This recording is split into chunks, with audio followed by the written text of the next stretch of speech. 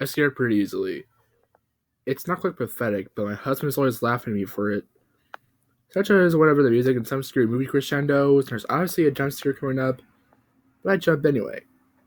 Despite this, I'm drawn like a magnet to scary stories and movies. I've never been able to turn on my great storytelling, even if it means I'll have a few nightmares. Fortunately for my 5-year-old daughter, she's got the same overactive imagination I do. It scares pretty easily too. Between the two of us, my husband always keeps busy with jumping out dark hiding spots or closets and pretending to be deep. This disembodied voice is lurking in a darkened hallway. A situation worse by a recent decision to move, and there being a surplus of boxes and objects to hide behind.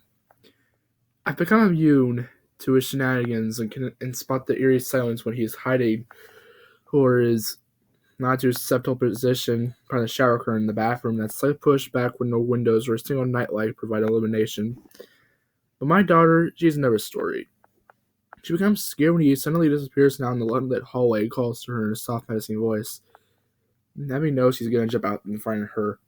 She also knows he'll persist calling until she goes, so I often get wrangled into her being her escort on such perilous requests. I don't know, maybe some part allows the drama. I always just roll my eyes into his boyish antics. I tell you every day. Abby had grown tall enough to reach things on the countertops, and now she had graduated to climbing to access the cabinets above by using her step stool. Quite clever, really. What it amounted to, though, is that no matter where he hid the cookies and chips, she would always find them. Abby would very often eat hardly anything for dinner and then sneak into the kitchen at night. This went on for weeks at her most recent growth spurt. It was incredibly frustrating. My husband decided to use his best weapon, fear. He sat her down on the couch and getting her on her level, told her the story of the Cookie Monster while I stood off to the side listening.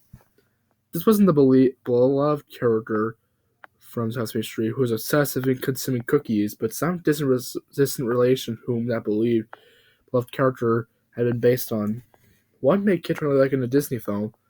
This Cookie Monster hoarded all things sugary and sweet, always crunchy and salty. An nocturnal creature only at night could wake to protect its hoard like a dragon covets its gold.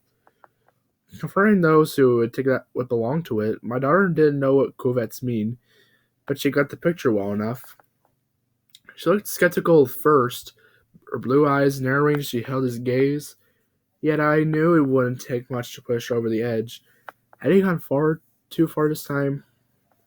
I felt hesitation to allow him to take his behavior so far, but didn't have a successful alternative to her midnight snacking.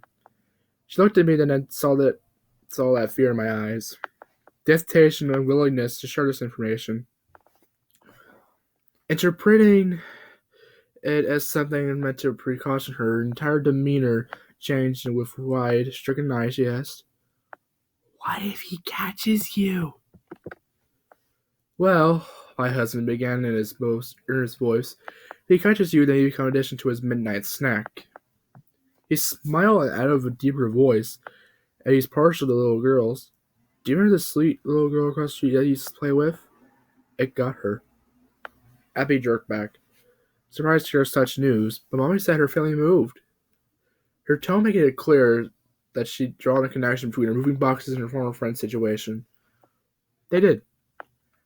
After her son disappeared, that's why he didn't see her at all those last few dates before her family left. He glanced up at me momentarily to make sure I wasn't going to say otherwise. I glared at him over her head. Her father told me about it, like you, Katie. Enjoyed late night snacks, even when her parents told her not to, until one night her mother woke up feeling thirsty and decided to get a glass of water from the kitchen as she crossed the living room. She could hear those awful crunching sounds, but it didn't sound like normal sounds. It sounded like the person was biting something much larger even than a carrot. And wet. She slowed down, tiptoed to the kitchen entrance to only see a black hulking shadow over the stove from the form of her daughter. Horrified, she passed out, and her husband found her the next morning. Their daughter, however, was gone, and they never saw her again. She was done for. Abby stared at him with wide, extending eyes, and her mouth hung open like the hinges on her jaw had been broken. To our relief, we didn't hear the telltale sound of thin, plastic packaging whenever she was supposed to be in bed, a single night after that. My husband and I usually stay up later than her, especially on the weekends. We were no strangers to midnight runs to the kitchen ourselves. Last night I went to the kitchen to grab a snack, checking on my girl along the way. I turned to stop snoring. I stepped into the pool of lights around my stove and reached into the cupboard above, foraging around for the package of animal crackers. The scraping and the heavy objects and the crinkling of plastic was loud in the peacefulness of the night. I hesitated listening for any movement. My eyes darted around the room. Shadows leading into the hall danced as I broke up the primary source of light. Goosebumps trailed along my forearm when thoughts of the Cookie Monster popped unwanted into my mind. The awaiting darkness outside that circle of light suddenly became foreboding. My mind imagined Percent lurking there, waiting for me to try and leave with those crackers. A pitch black form began to grow from the shadows. Chuckling at myself, I couldn't help but grab the package and bowl down the ominous hallway to our bedroom, barely jumped out to the bed. Heart pounding in my chest with bursts of breath, feeling like I just escaped some great danger. My husband gave me a strange look, but I just shrugged my shoulders, knowing he put it off with my quirkiness. However, a mischievous gleam entered his eyes, telling me he knew exactly what caused me to jump into bed like that, like a kid being chased by monsters.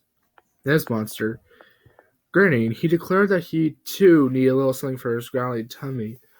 I watched from our bed as he traipsed down the hall and disappeared around the corner to the kitchen.